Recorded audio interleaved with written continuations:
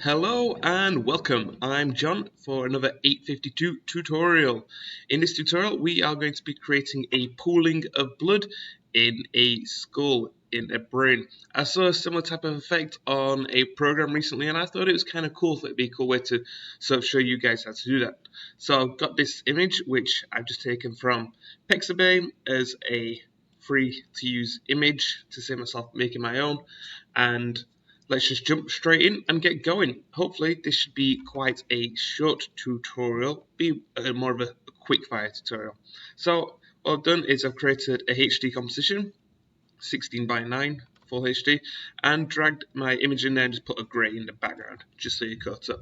So the first thing I'm going to need to do is create a layer, a new layer and a new solid, and this is going to be my blood. So I'm going to go for quite a dark red and then hit OK on that. That's going to be the basis for my blood. So I'm going to hit enter and rename it to help myself. And we're going to be using an effect on this called Mr. Mercury. So if we go to Effects, Simulation, and Mr. Mercury. And what you'll note if I press play is it should start coming out already looking quite blood-like. That's pretty cool. This is going to be the basis for our pooling of blood. So what I would like to create is a filling system. So let's start playing with the particle effect over here and get this set up. So we want quite a big radius about there because we want to cover the whole inside of the brain. And not much Y. The producer is fine, but I'm going to have the direction coming down, and the velocity is going to be quite low because I don't actually want it to go up too far.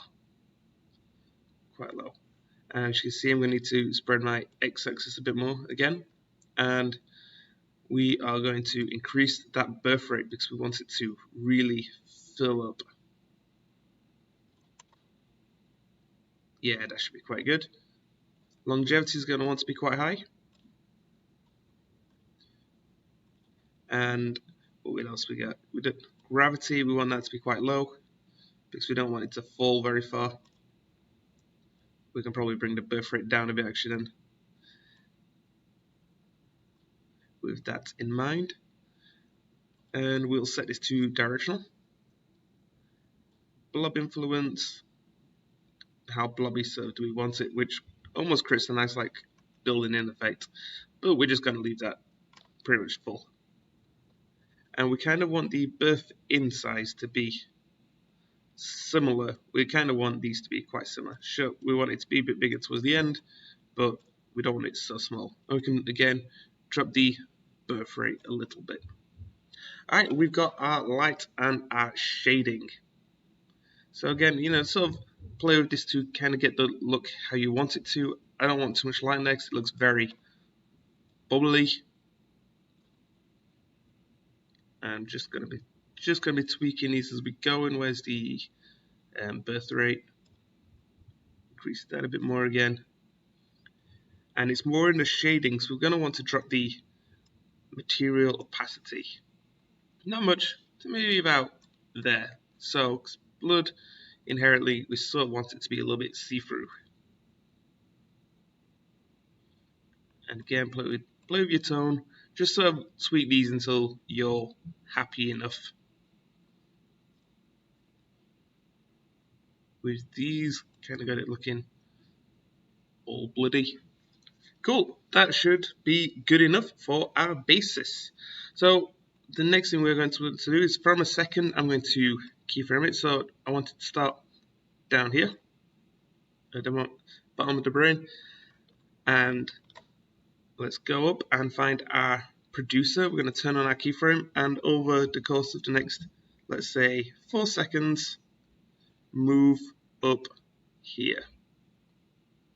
If I don't go all the way to the top, probably go to about there. And let's have a look, see what that looks like.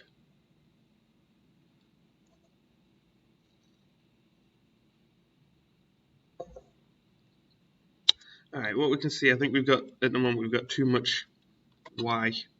So let's drop the Y a little bit. And maybe, again, increase that birth rate a little bit.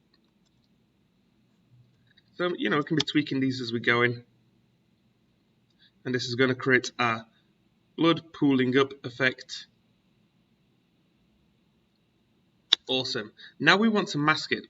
And a traditional sort of mask doesn't work very well for particle effects. So what we're going to do is we're going to I'm going to duplicate this and just going to hide that for now. And I'm going to take my background and my blood. I'm going to right click, selecting them both, right click, going to pre-compose. I'm going to put them in a group.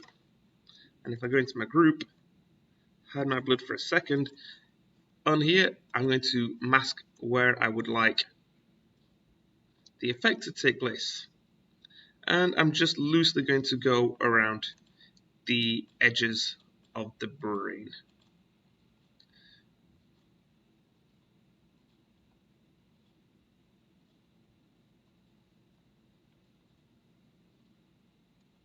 And all I'm doing is clicking and dropping to create, that sort of effect. Okay, so we've created our mask and joined it off. Excellent. What we are going to want to do is change our blend mode.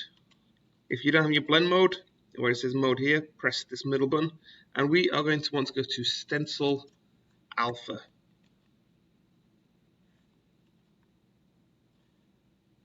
And drag that above like this, and now if we press play,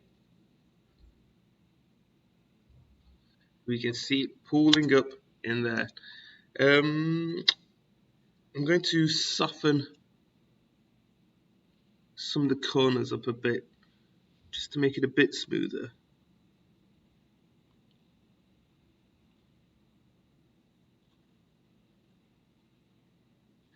And I'm also going to, should I feather it? Let's try it out. Let's try feathering our mask out just a touch. And let's give that a whirl. These likes it. Awesome. Let's go back to our main comp then and turn on this. And let's give it a run through, see how it looks.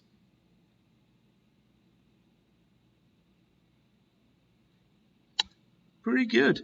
I think the feathering actually could do dropping a touch, and I don't think I actually want it to go that high.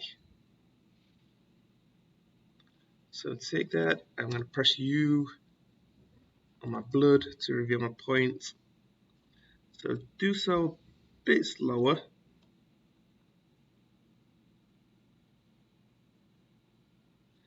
And I'm just going to take my point down a little bit.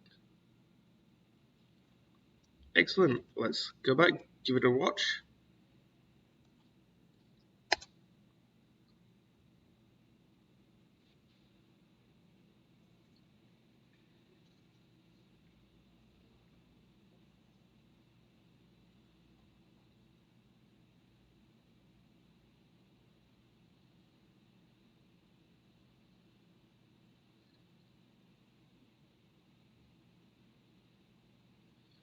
So there we have it, a pooling of blood effect. And like I said, I sort of got the idea from a show, and you'd intersect that as one of the cut-ins. So in this example, it'd be like, and little did Tommy know, as he got hit in the head, his brain started pooling with blood. This would lead to a... I'm not sure. I can't remember, but ultimately that would be the effect that we're going for. So thank you for watching. Hopefully you've learned a little bit about something and you found this useful. If you have, please comment, like, subscribe, any of that stuff. Alright guys, thanks.